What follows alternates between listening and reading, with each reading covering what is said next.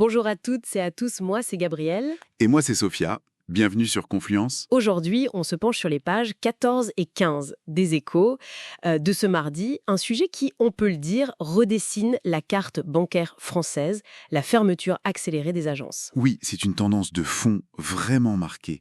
On va regarder ensemble l'ampleur du phénomène, essayer de comprendre un peu les raisons derrière tout ça. Et surtout, voir ce que ça implique concrètement pour l'accès aux services bancaires un peu partout en France. Exactement.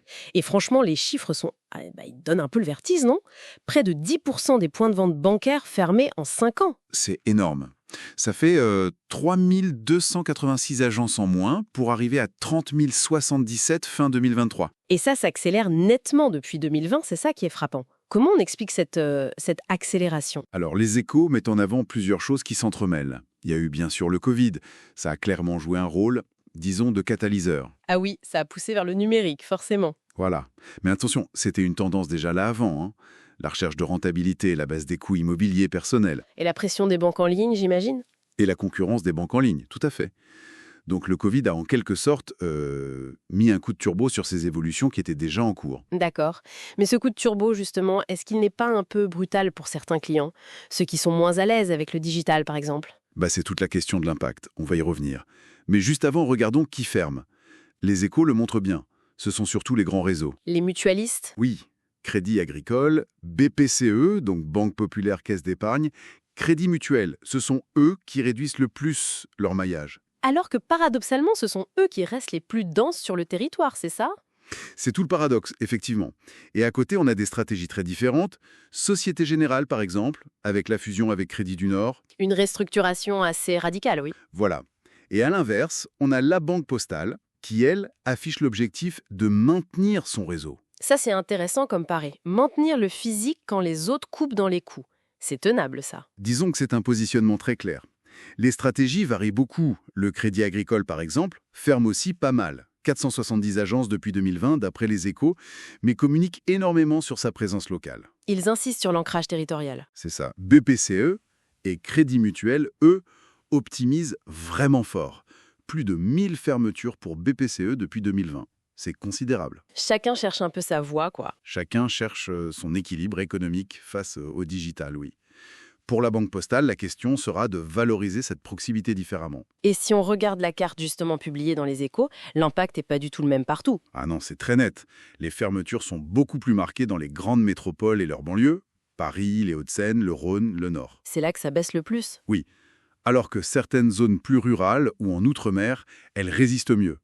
Voire parfois une légère hausse du nombre d'agences. Ce qui pose directement la question de l'accès aux services, non? Surtout pour... Oui, pour les populations peut-être plus âgées, moins connectées, on entend parler de désert bancaire. Même si le terme est un peu débattu, c'est vrai. Oui, parce que la France reste globalement mieux équipée que ses voisins européens. Mais quand même, le risque d'isolement pour certaines personnes, il est réel. Et pourtant, Et c'est là tout le paradoxe, je trouve. L'agence physique, elle a encore de l'importance.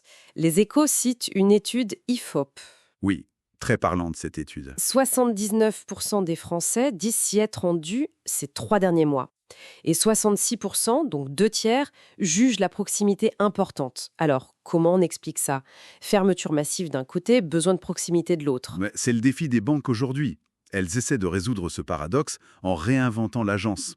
Moins de guichets pour les opérations courantes, ça c'est clair. Ça, c'est de plus en plus fait en ligne ou sur les automates. Voilà, et plus d'espace pour le conseil. Le conseil à valeur ajoutée. Le crédit immobilier, les placements, l'assurance. L'agence devient un centre d'expertise, en quelque sorte. On transforme les agences qui restent. C'est l'idée. Et comme le dit un syndicaliste cité dans l'article, Frédéric Guyonnet de la CFE-CGC Banque, le réseau physique reste un pourvoyeur essentiel de fonds de commerce. Donc, le vrai enjeu, c'est de trouver le juste milieu. entre l'efficacité du numérique et cette relation humaine de proximité qui est toujours demandée. C'est complexe. Très complexe. Bon, alors, qu'on voit ce paysage bancaire bouger très, très vite, entre le tout digital et cette rationalisation des réseaux physiques, quelle est la grande question qui nous reste en tête? Pour moi, la question clé, c'est vraiment celle de l'avenir de l'accès au conseil.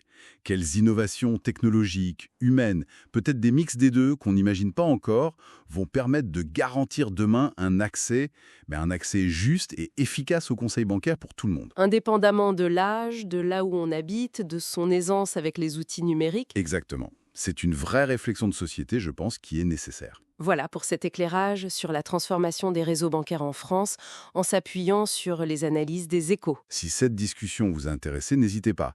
Un petit like, un commentaire pour partager votre avis ou un abonnement à Confluence, ça nous aide toujours. On vous dit à très bientôt pour une prochaine analyse.